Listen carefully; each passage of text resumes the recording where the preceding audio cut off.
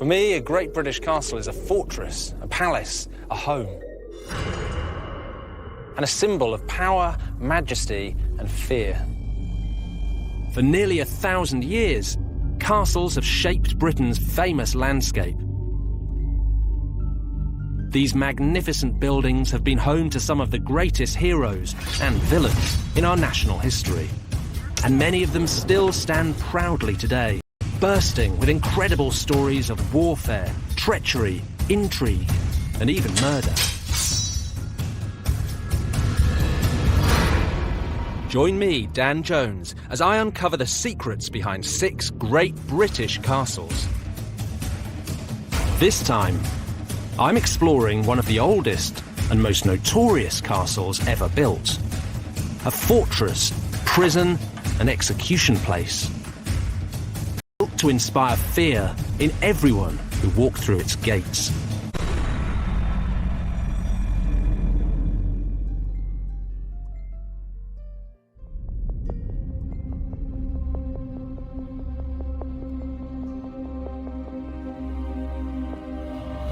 Imagine London, one of the great capital cities, conquered, subjugated, and invaded by aliens. And imagine if they backed up that invasion by building something new, terrifying, and utterly overwhelming. A gigantic piece of military hardware designed to show off the power of the invaders and scare the population after death. This brooding monolith was from another world, but it wasn't science fiction. It was very, very real. Today, the Tower of London is Britain's most visited tourist site. But back in the 11th century, it was the state-of-the-art weapon of a new ruling elite. But of course, it wasn't built by little green men. It was the brainchild of one of the most ruthless kings in English history. William the Conqueror.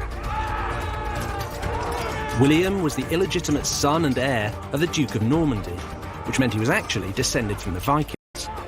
And like any good Viking, he had a taste for sailing to new lands and taking them for himself. In 1066, he set his sights on England. William took an army across the English Channel and defeated his Saxon rival Harold at the Battle of Hastings. The Norman invasion, perhaps the greatest turning point in English history, had begun. London. They marched around the city, burning everything they came across. It was a stunning show of force, and it worked. Within weeks, the terrified citizens of London surrendered without a fight. On Christmas Day 1066, William, Duke of Normandy, was crowned King of England at Westminster Abbey. But this was more than just a cheeky power grab by a foreign upstart. It was the beginning of a conquest that would engulf the whole of England. And at the heart of the conquest, William built a series of massive castles designed to put the masses in their place and show them that he was their new boss. The centrepiece of this network was the vast stone structure known as the White Tower. It loomed over London, and its location was carefully chosen. William used a 1,000-year-old blueprint left behind from the last great civilization that had invaded England, the Romans. The Normans were building on top of old Roman ruins, right? Stone castles is the name of the game. To say, as the Romans said, I came, I saw, I conquered, we came, we saw, we conquered. So he's basically setting himself up as the new imperial kind of power in the land. The classic example of that one is Colchester, if you like. Probably the very first stone castle that's constructed by the Normans in this country. It could be that one. Very closely followed by the Tower of London. And then at London, he builds this massive stone castle, which is his seat of power within the capital city. There's another part to this story of the two castles as well, isn't there? It is supposedly the architect for both sites is the Bishop of Rochester, a guy called Gundulf. And J.R.R. Tolkien, who obviously everybody knows for Lord of the Rings, supposedly takes, because he's an Anglo-Saxon scholar at Cambridge, takes Gundulf, and Gundulf becomes Gandalf. And of course, The Two Towers is the name of the book, the second book.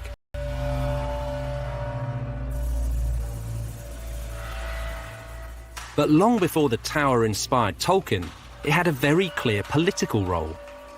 By building in stone, William was sending a message. The Normans were here to stay. The White Tower was 90 feet high and its walls were 15 feet thick.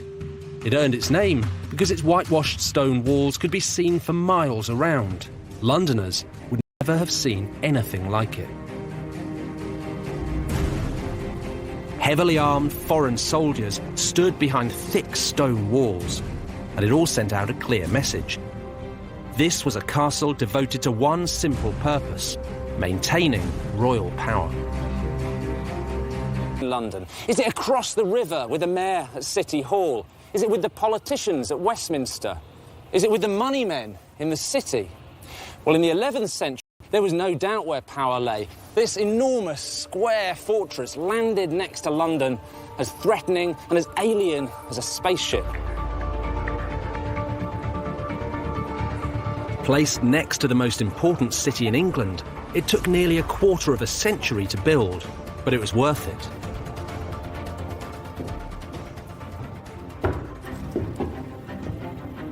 William was the new boss, and the White Tower proved it. Now, no one in England's capital would dare to disobey their new ruler. It seems hard to imagine today, but it's not. If you want to get a sense for how the tower loomed over London and overawed Londoners, the best way is to check out the 21st century equivalent. This is the Shard, the tallest building in Britain.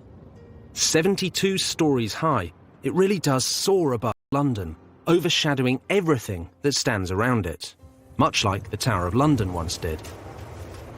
The view from up here is absolutely astounding. It's a cloudy day and you can see still about 14 to 15 miles in every direction. This must have been exactly how you'd have felt if you were a Norman king or a Plantagenet king down there in the White Tower looking over the medieval city.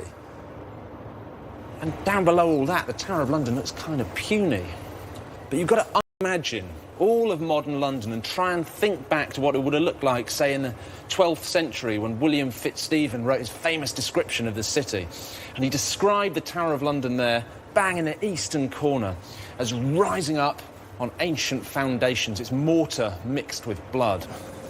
Well, that was the eastern end, and the walls came out and stretched round what we now think of as the square mile.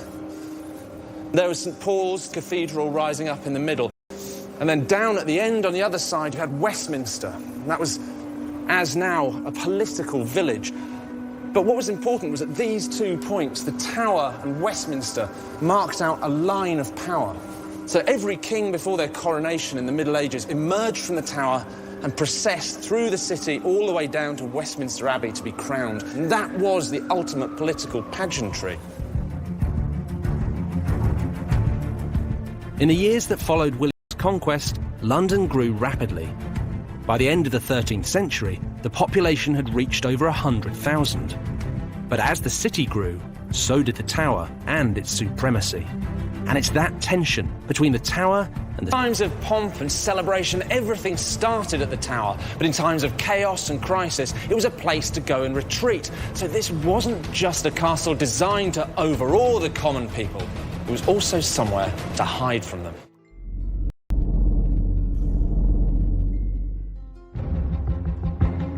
In the 11th century, the White Tower was built by William the Conqueror as a symbol of Norman power. Under the kings who followed him, it grew bigger, stronger, and more menacing. In the 13th century, Henry III extended the castle to the north and east with a curtain wall. And he transformed the interior into a comfortable royal palace, which is how it's been restored today. But much of the modern castle was the work of Henry's son, a king who added a truly deadly reputation to the Tower of London. Henry III's son, Edward I, was a warrior king and one of English history's keenest castle builders. He spent twice as much on the Tower of London as his father, despite only rarely using it as a royal residence. But Edward had a difficult relationship with London and with the Londoners, and he liked to be sure that when he needed to, he could keep his distance from them. Edward built a second concentric curtain wall to enclose the first, and he extended the moat. So the tower we see today is essentially the one he completed, and it was sending a very clear message to the city. Know your place. And know that I am your king. In the Middle Ages, castles weren't just places to house soldiers. They were also heavily involved in royal finance, both as places to keep the king's money and to imprison those who tampered with it. Any kingdom, ancient or modern, depends on a system of commerce, buying and selling, borrowing and lending, and taxation. But it's money that lies at the dark heart of two of the most vicious and violent stories in the history of the Tower of London. Edward I spent his entire reign fighting expensive foreign wars. It cost him a fortune, and it made him obsessed with the currency of the realm. Edward was prepared to deal very harshly with anyone who meddled with his money. Medieval coins were made of silver, a soft metal that was very easy to bend, break, and forge. One of the most common methods of medieval fraud was coin clipping, cutting away the edges of silver pennies, melting down the slivers, and making new, fake coins of your own. Actually stealing from the royal pocket. If you look at the definition of a coin, it's a piece of precious metal whose intrinsic value is equal to its face value and stamped with an official mark guaranteeing its weight and fineness. So it does exactly what it says on the coin. You have a penny, like that.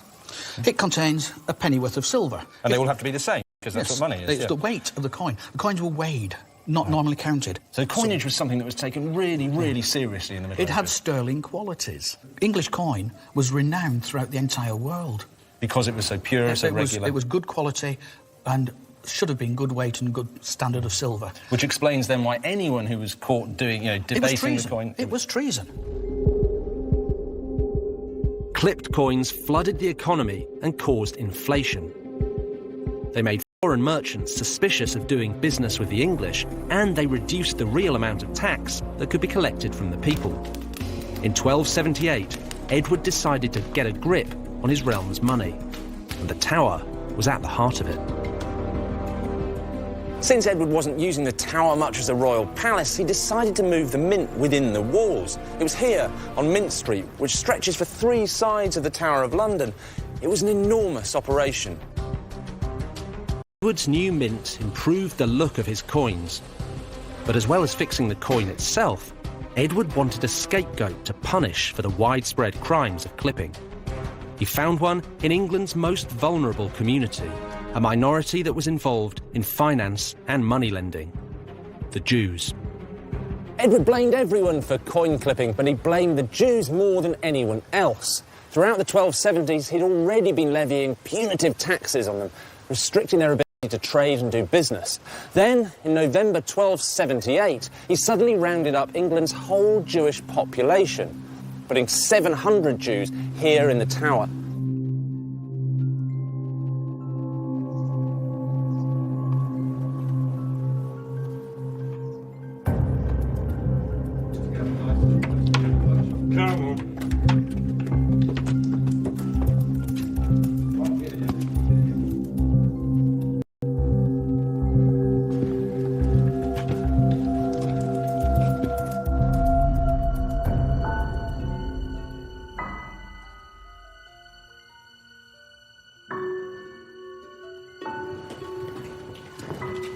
Get in there.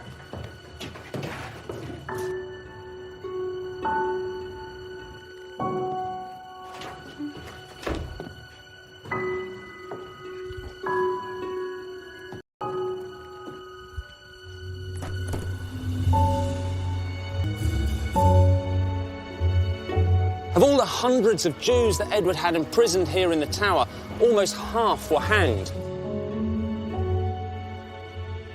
In fact, for every Christian executed for coin clipping, 10 Jews suffered the same fate.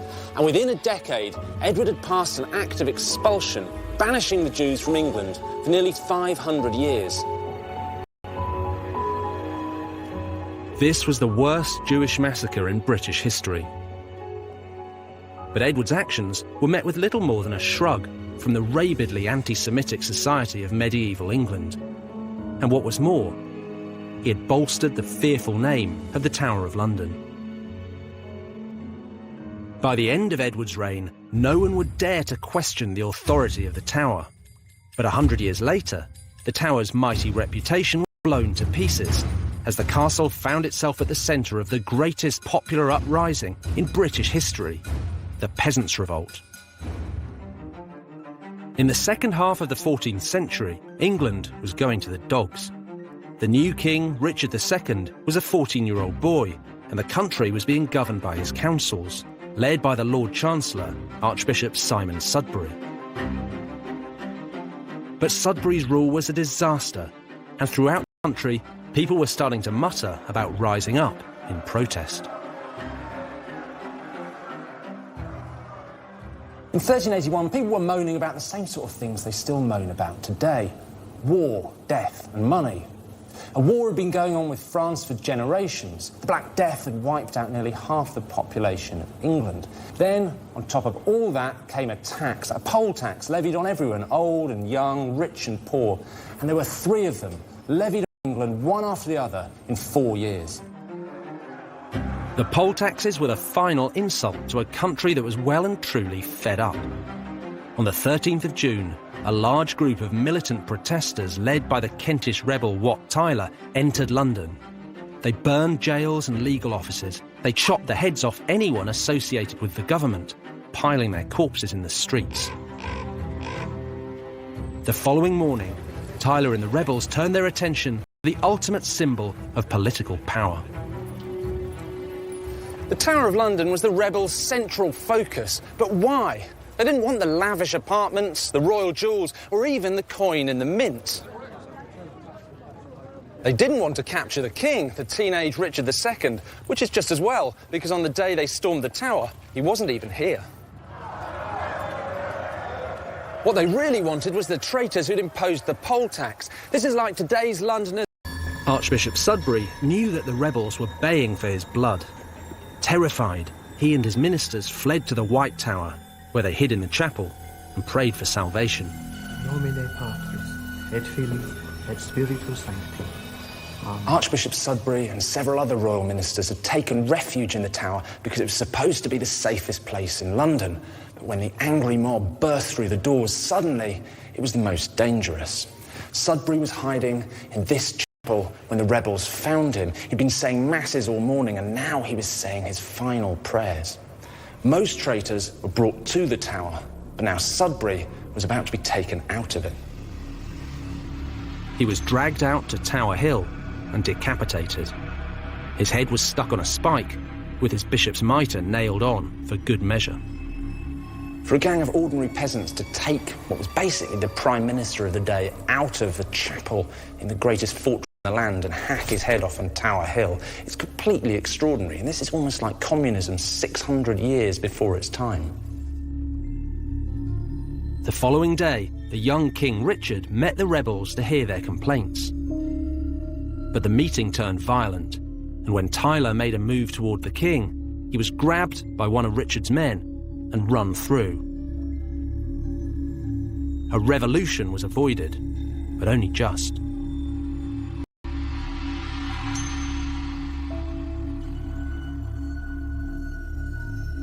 The Peasants' Revolt was one of the most shocking episodes in English history. It ended with London on fire, the Chancellor's head on a stick, and the mighty Tower of London stormed by a gang of villagers. The lesson, perhaps? Well, you antagonise the mob at your peril, but it was also a reminder that the Tower, like any other castle, was only as strong as the person holding it. The Tower of London survived and regained its reputation as a menacing fortress. But soon, it would be the scene of one of Britain's most notorious and mysterious crimes.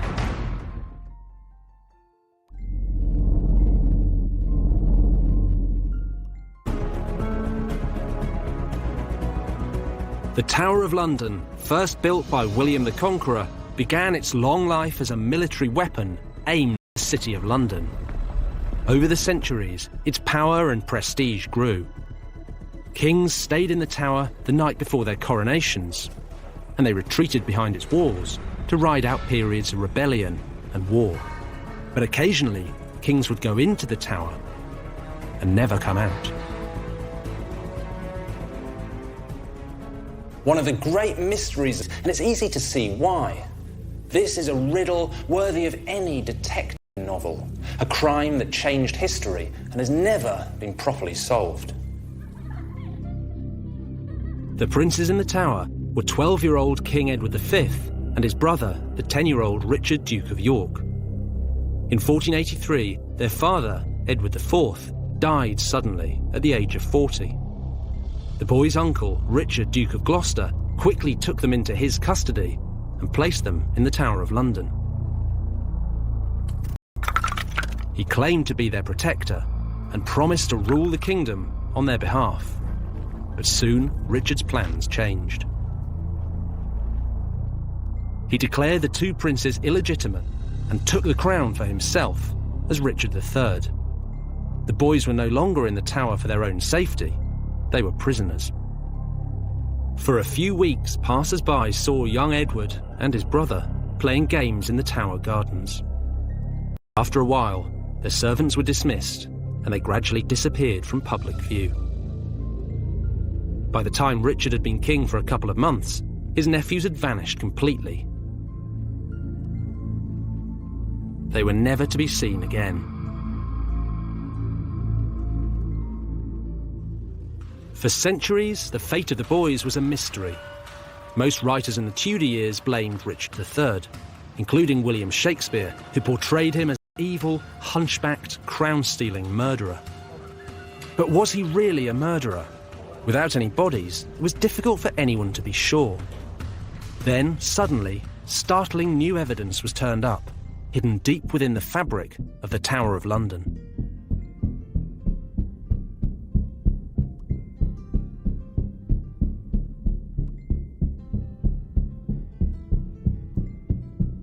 During the reign of Charles II, workmen were remodelling the tower when they found the skeletal remains of two children hidden under this staircase.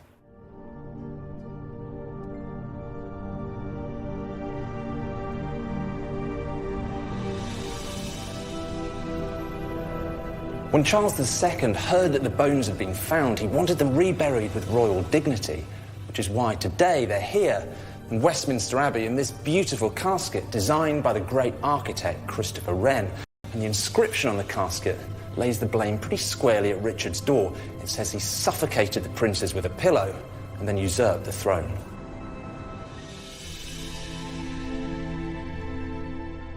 Richard III was dug up under a car park in Leicester in 2012, and his bones were subjected to Evertes almost 100 years. When it was opened, it was found there were two children's skeletons inside. But since then, no permission has been granted to subject whatever's in there to modern scientific testing. And until that permission is granted, the mystery of the princes in the tower will continue.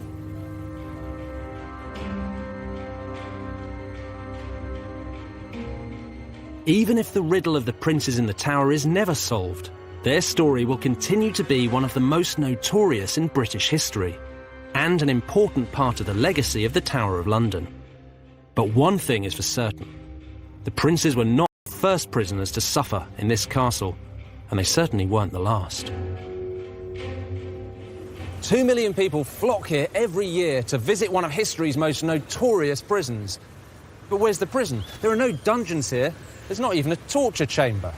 But OK, over the years, plenty of people have been locked up in this fortress, ranging from Ranulph Flambard, the first prisoner who escaped, to the Cray twins, who were banged up here for avoiding military service. So there are reasons why being sent to the Tower has become one of history's most resonant phrases. But in the Tudor years, the Tower earned a new reputation. It wasn't just a place where people were banged up. It was a place where people were sent to be executed. And one English king was particularly fond of sending his victims here.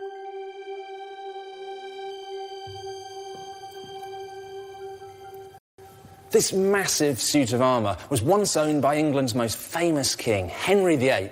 And you look at it, well, it tells you everything you need to know about Henry's self-image. It's big, it's manly, it's virile. It all points very obviously to one place. And this was owned by Henry towards the end of his life in 1540, when he was fat and grumpy and ill and tyrannical. And that's the Henry I associate with the Tower of London, because it wasn't his fortress or his palace or even his playground. It was his personal prison, where he locked up those he thought were traitors.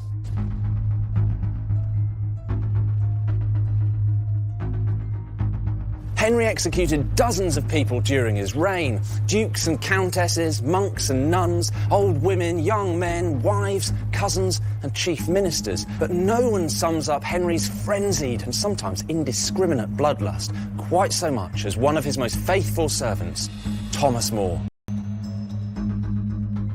Thomas More was a true Renaissance man. He was Lord Chancellor and one of Henry's closest advisors. He was also a deeply spiritual figure, a philosopher, a lawyer, and a famous writer. In 1533, Henry divorced the first of his 6 wives, Catherine of Aragon, and married the second, Anne Boleyn. More thoroughly disapproved, and although he knew it would enrage Henry, resigned from the House of Commons in protest. As a devout and principled Christian, More couldn't accept Henry's decision to defy the Pope by divorcing Catherine and taking Anne as his new queen. But as one of the king's most powerful ministers, he didn't want to antagonise Henry either, so initially he bit his lip and kept quiet. But then Parliament passed an Act of Succession confirming Anne as Henry's queen and any sons she should have as Henry's heirs, and the king demanded that everybody, including More, take an oath to support it. Caught between his loyalty to the church and his allegiance to the king, More found himself in a desperate and impossible position. Did he follow the orders of his master, or stay true to his basic Christian principles? Here at All Saints, his private chapel in Chelsea, he prayed for guidance, but when he was summoned before the Archbishop of Canterbury, he was given an ultimatum: support the king or suffer the consequences.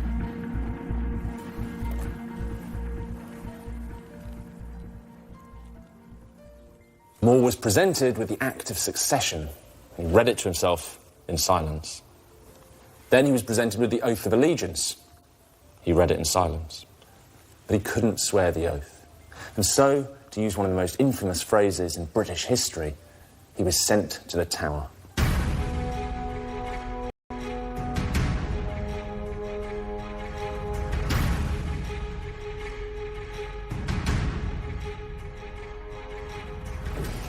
There's some debate about where More was held, but many people think it was here in the basement of the bell tower next to the modern constable's residence, which is normally off-limits to the public.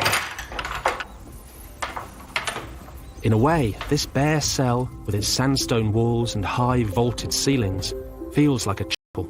And as a prisoner of conscience, More spent months here, reflecting on his life and possibly his death.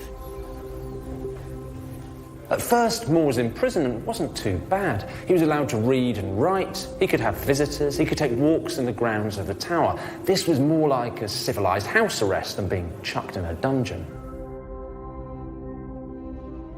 But within months, Parliament had passed yet another act, making Henry the absolute head of the church in England. And cutting the country off from the authority of the Pope. The pressure on More was building. They may have been lifelong. As one of the most highly respected men in all of England edged slowly towards his doom, More himself described what happened next. So, Andrew, what is this collection we have here? We have a set of 16th century transcripts of the works of Thomas More. So much of it. So now we know what More's been accused of, but what was his punishment? Because that's in here as well, isn't it? So we are told that he's going to lose all of his properties, his land shall be deemed and adjudged in our said sovereign and his heirs in like estate, form and condition as they were before. So what we're saying here is that everything that Henry's given to Thomas More over the years that More's been in favour is now being taken back. He's ruined. Yeah, he loses absolutely everything. But what about More personally? Halfway down this page, we read, "And also shall suffer such pains of imprisonment of his body." So that great old phrase, sent to the Tower, that's the rest of More's life. Exactly. The ruthlessness of Henry, I suppose. Absolutely. And by this stage, I mean, he was a complete monster. He really was. More was visited twice, in May and June 1535, in an attempt to get him to take the oath of allegiance. But he saw this as a real dilemma. On the one hand, he was a devout Catholic. On the other, a loyal subject of the king. And he said, this act of Parliament is like a two-edged sword, for if a man shall swear one way, it will confound his soul. If he swears the other way, it will confound his body. In other words, he was damned if he did, and damned if he didn't. In the end, when he was pressed to take the oath, More remained silent. On the 1st of July 1535, Thomas More was taken from the Tower of London to Westminster, where he was tried for high treason. His accusers deliberated for just 15 minutes before giving their verdict.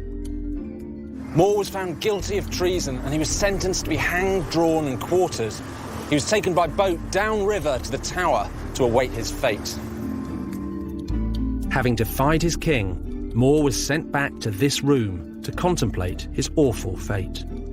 On the day before he was due to be executed, he wrote one final letter to his beloved daughter, Margaret.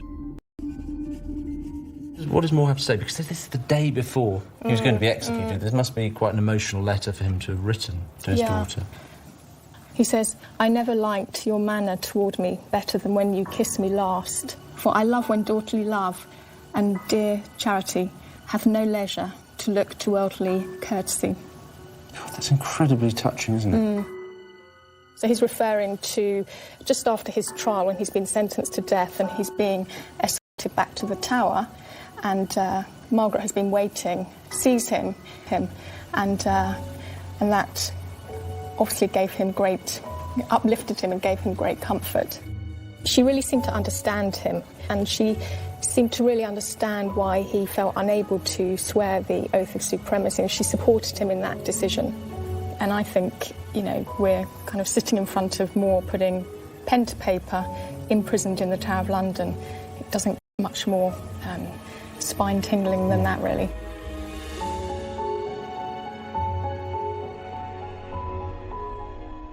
At 9 o'clock the next morning, Thomas More was brought from this cell to meet his fate.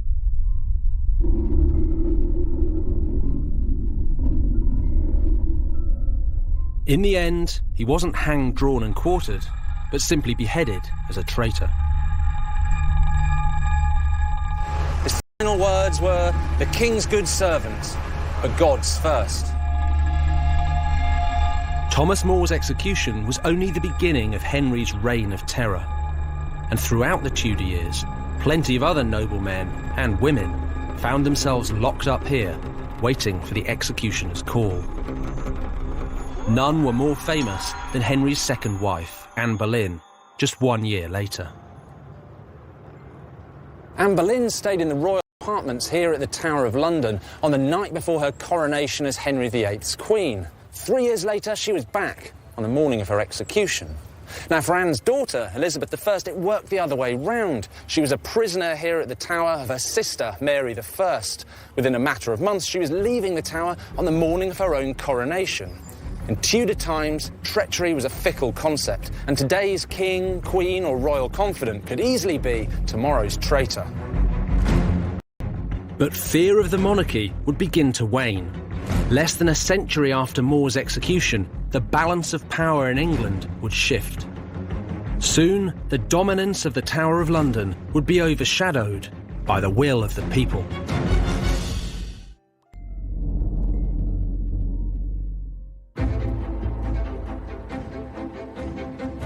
From Norman times till the Tudor years, the Tower of London had been the focus for royal power. But by the 19th century, it was starting to lose its grip. This was no longer the main arena for political battles. Further up the River Thames, the Houses of Parliament now took centre stage.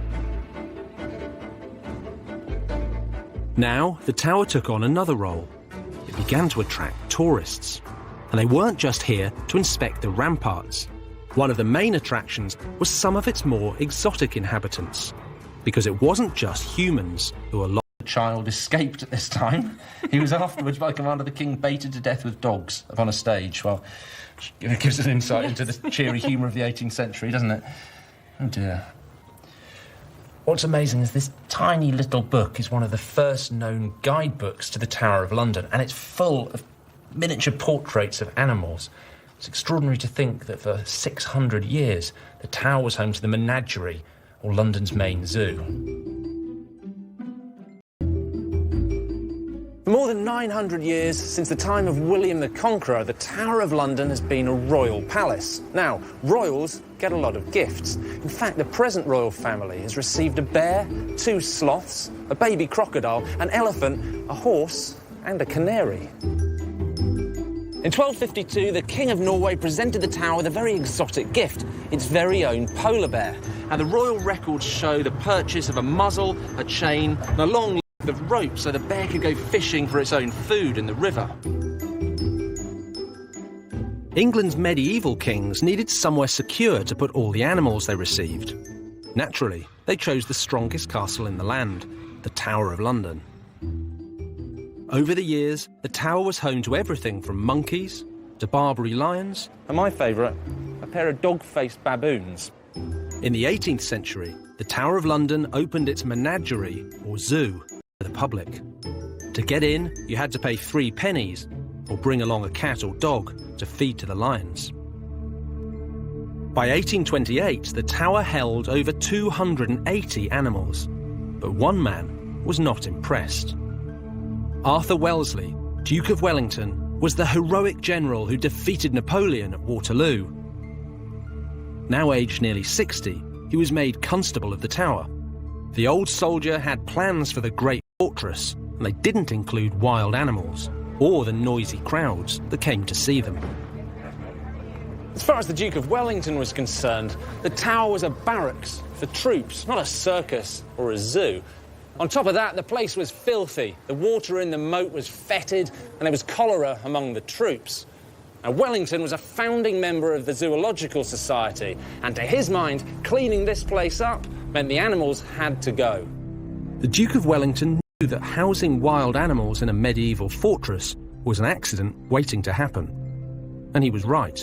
In 1835, when one of the lions allegedly mauled a soldier, the Iron Duke had had enough. He relocated the entire menagerie to Regent's Park, where it became one of the world's most famous collections of animals, London Zoo. Wellington got rid of a ship-shaped military barracks. They named a building after him, where they now keep the crown jewels. But you know what? The ultimate irony is the Duke of Wellington hated tourists. Wellington proposed that the public should be kept out of the Tower of London. He called them a nuisance and a threat to security. Fortunately, for the millions of tourists who come here every year, he never got his way. For nearly 900 years, the Tower has dominated London and fascinated the world. Today, it remains the most famous British castle of them all. In the end, the story of the Tower is about the mob, and it always has been. The Tower was built to frighten and subjugate them. It's been used to appease them, locking up criminals and foreigners. And of course, it's been used to amuse them, whether coming to the zoo or going out to Tower Hill to watch traitors being beheaded. And it still amuses them now, a royal fortress invaded every day by thousands of ordinary people pouring in off the streets of London.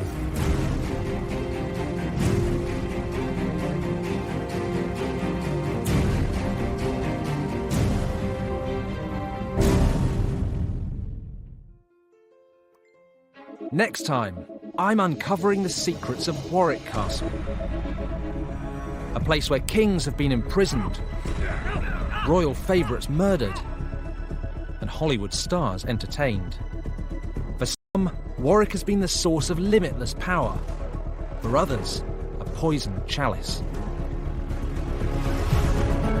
And you can catch all that next Thursday at 7. A storm is approaching and it's going to be trucking hell on the frozen frontier tonight. Stay tuned for a hair-raising ride as the Ice Road Truckers return with a new series here on Channel 5. That's coming up next.